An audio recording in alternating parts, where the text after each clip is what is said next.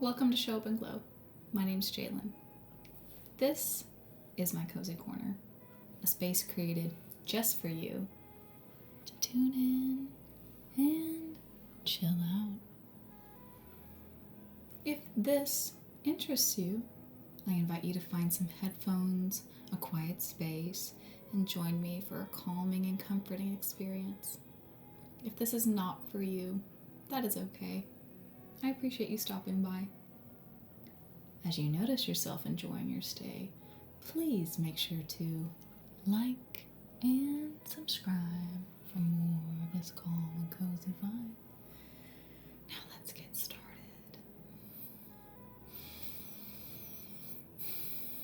Well, today we're going to talk about loving yourself. We're going to talk about extreme self-care and why that's important in the cozy corner because, sometimes slowing down and taking care of yourself feels weird. It feels unnatural. It can almost feel uncomfortable. And that's why I created this space. I too was a product of having trouble slowing down in life. I was go, go, go all the time. I never took breaks for myself, ever. It led to burnout, major anxiety, panic attacks constantly. My body and my mind just could not take it anymore. So I started finding power and comfort in slowing down. That's why I created this channel and this space. There's not a lot of places you can go to just slow down in the comfort of your home or wherever you're going to watch this video and hang out with me in my cozy corner. There's not a lot of places to just slow down anymore. And you got to make a real effort to slow down, and slowing down helps us feel and stay grounded. Slowing down helps our bodies. So many problems come from being go, go, go all the time.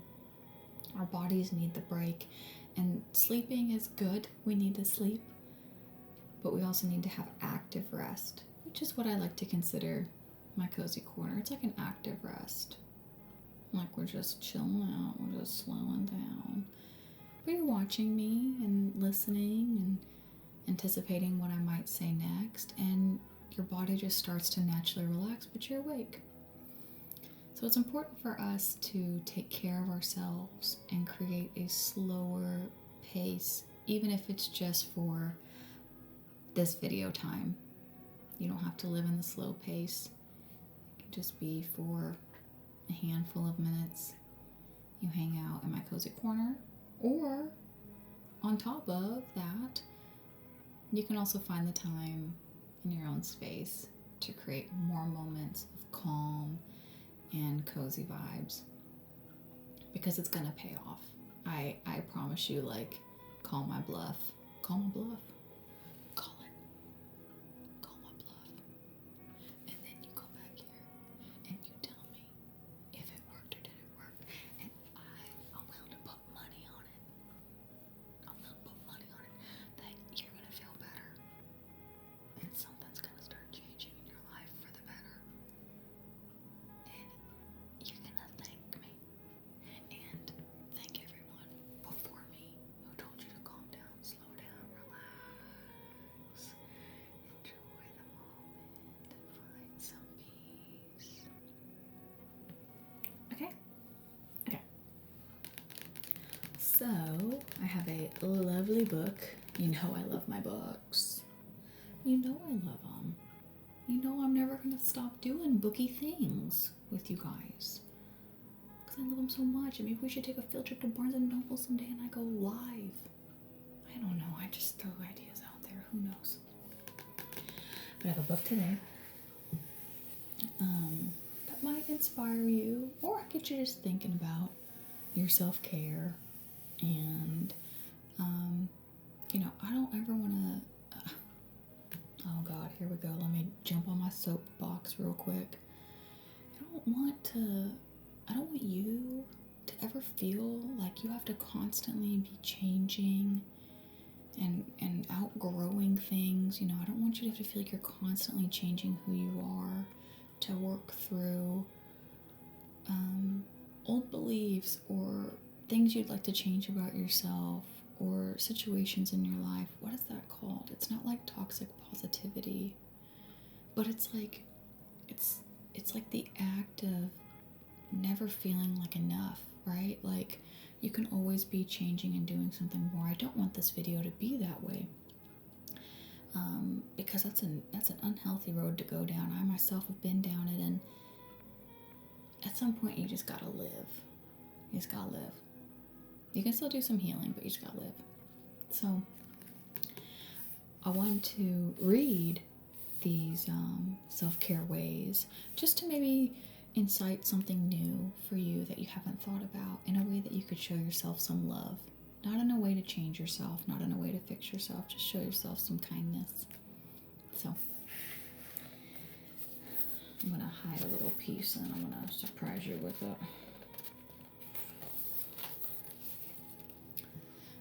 Today we're going to be exploring the art of extreme self-care.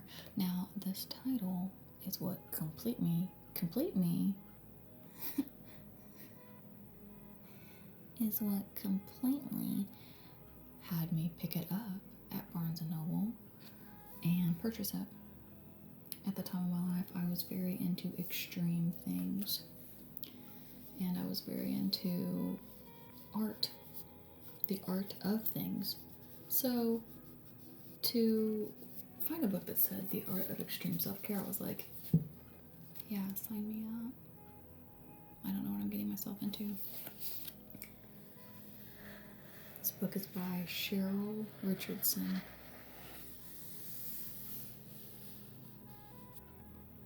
It has one of those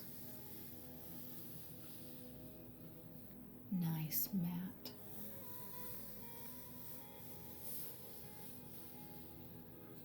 book covers.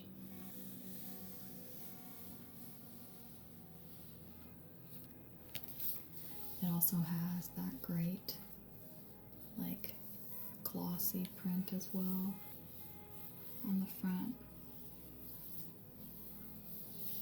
So the title of the book says The Art of Extreme Self-Care, 12 Practical and Inspiring Ways to Love Yourself More. Okay, that's what I want you to do. We can all do more of it. Honestly, I want you to stop trying to change yourself and start trying to love yourself. I should put that on a sweatshirt. I should put it on a hoodie.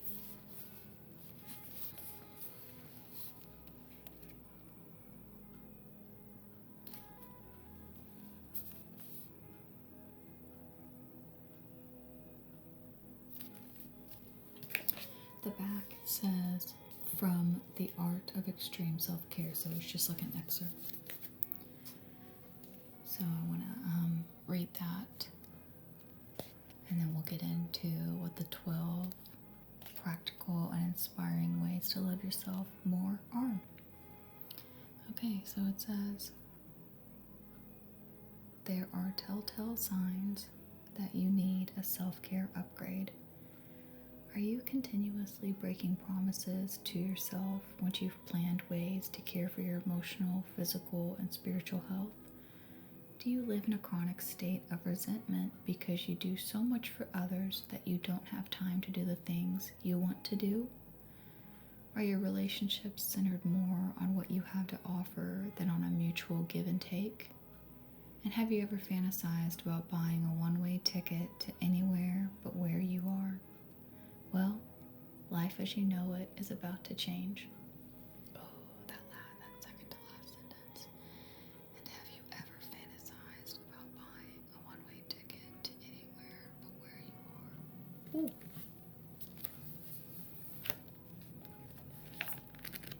Relatable.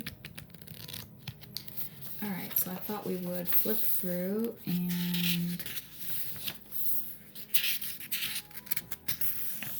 read the 12 ideas.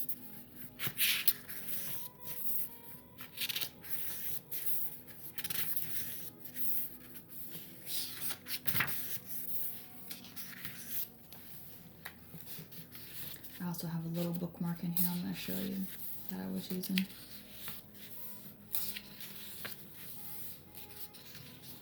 Okay.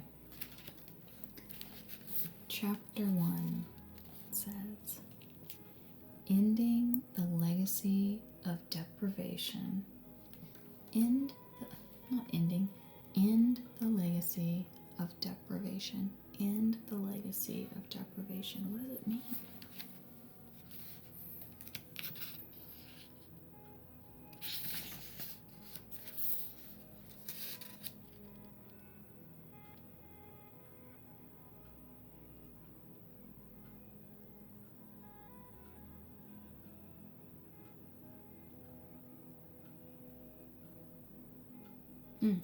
So I'm glad I turned to this page. It says, so just a little blurb. It says, the author went and sought help for feeling like she was running on fumes. And this professional gave her this advice. She said, it seems to me that when you feel burdened, you do the opposite of what a human being needs to do. Instead of clearing the decks, asking for help, and giving yourself space to breathe, you fall into a pattern of self-neglect. Rather than asking yourself what you need, you shift into overdrive and immerse yourself in the needs of others. I'd say it's time to put an end to this legacy of deprivation, wouldn't you? Understood. Chapter 2. Mirror, mirror on the wall, who's the fairest of them all? Ooh. So I was reading this chapter, and Mirror, Mirror on the Wall talks about doing affirmations and positive quotes, phrases, saying to yourself in a mirror, and how uncomfortable it might make you feel, but how powerful it truly is.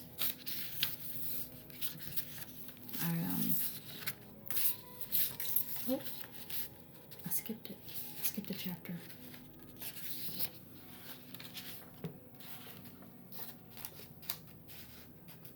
Chapter 3. Let me disappoint you. Boy, if you haven't disappointed someone or let someone down, this is your sign that you gotta start taking on people-pleasing ways of life and always trying to be that perfect person for anyone, a stranger even. Boy, let me tell you how many times I've put a stranger's needs over mine for absolutely no reason. Not like in a good way of like service, but in like, I care about what this person thinks of me. Absolutely not. That is not a very cozy way of living. It's a very stressful way of living. So then before chapter 4, I have this little bookmark. I printed it out from Pinterest because I love Pinterest. It says, there is no passion to be found playing small and settling for a life that is less than the one you are capable of living. Nelson Mandela. And that's true. There is no passion to be found playing small. That's for our self-care. You gotta show up and glow. It's the whole name of the channel, folks. It's the point of the channel. It's the power behind the channel. I want you to come here and feel cozy and relax, and then I want you to go and show up and glow for the world because you took care of yourself for just a little bit of time. In my cozy corner. Chapter 4. The power of rhythm and routine. Yes, there is power in routine. In a routine that feels elevated, not like a burden.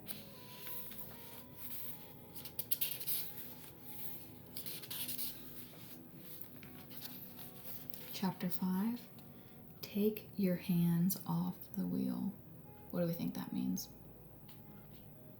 Let go of some control.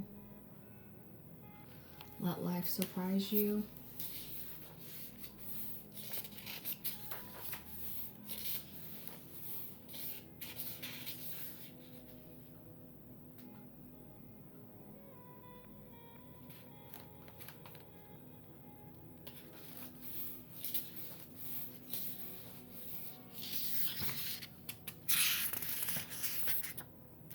Chapter 6, the absolute no list. I wonder what she means by that.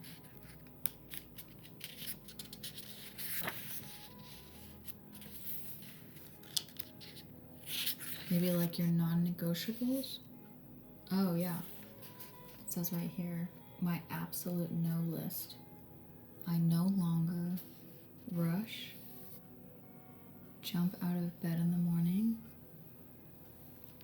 She no longer lives without pets, so pets are a big deal for her and add to her self-care, which is beautiful. She no longer eats meat. She no longer argues with people who see debating as a sport. She no longer keeps her mouth shut when someone is out of line. She no longer tolerates or participates in gossip. She no longer takes phone calls during meals. Lists like this are good. They help you set boundaries, and if you have trouble with setting boundaries, a list of things you no longer wish to be like, do, have, come across as can help you set those boundaries in the future. Chapter 7, Soul-Loving Space. Talking about the true impact of our surroundings, just like that hygge lifestyle that I love so much, that I promote and talk about.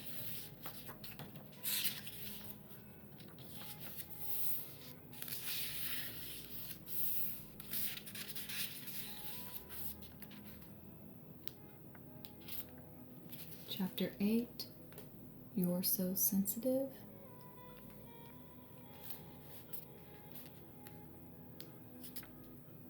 How to protect your own sensitivity.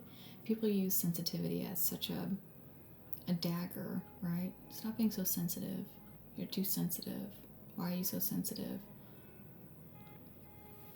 Because we're a human being. Okay. And being sensitive is part of it. That's it. Bottom line. That's it. Bottom line. I respect your sensitivity.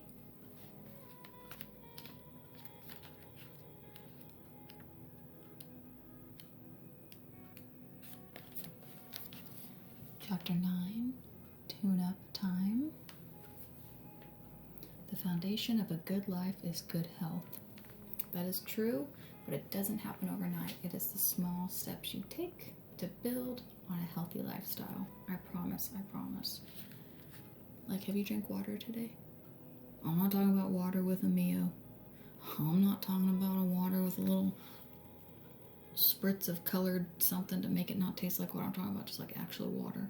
Just like a little bit of water. Have you done it today? I need to do more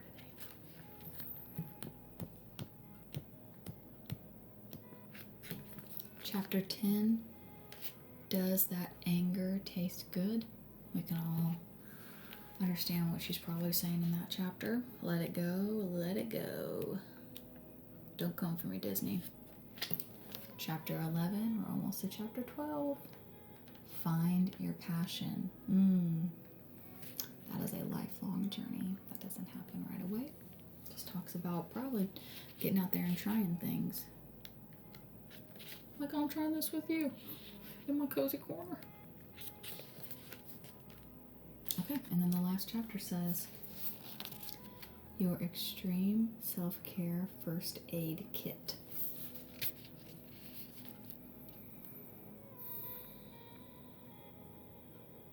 It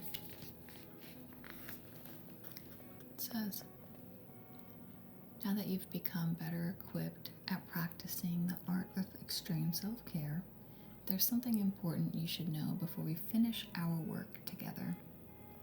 When life hands you a challenge, a crisis, or an unexpected curveball, there's a good chance you'll forget everything you've learned from this book. And she's absolutely right. Because a lifestyle of self-care is a lifestyle and a routine. And you don't achieve perfection in it. It's not the point.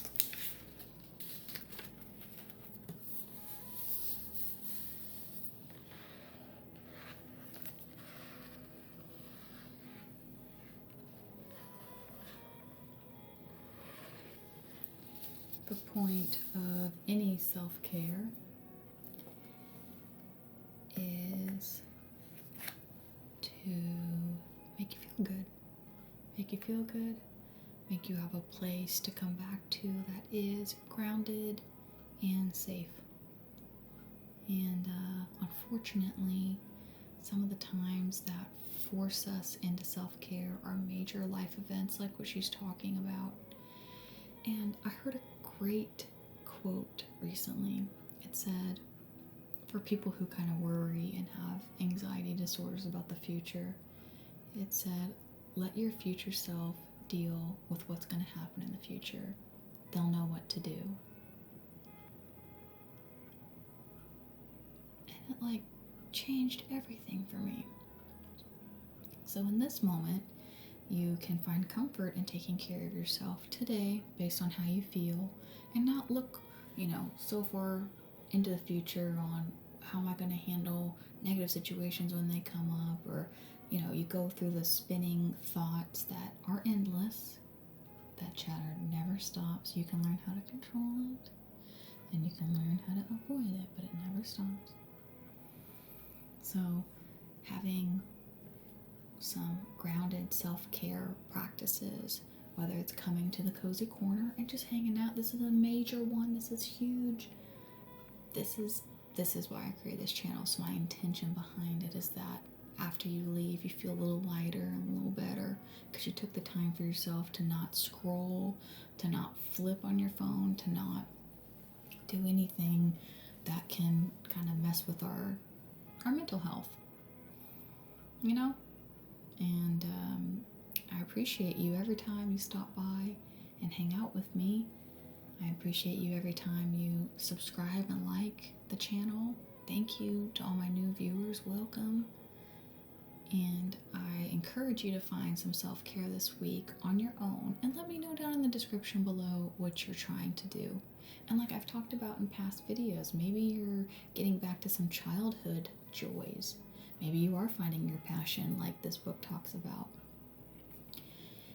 Maybe you're just drinking enough water to let your body know, I love you. It's okay, body. Sorry for all the mean things I think and say about you, but here's some water. It's the least we can do, right? Just give it some water. I want a water kick right now, obviously. Thank you for being here with me today. I do hope you feel calmer and cozier and inspired to take care of your self-care a little bit more this week. You can be anywhere on YouTube, and I really appreciate you being here. So I'll see you again real soon.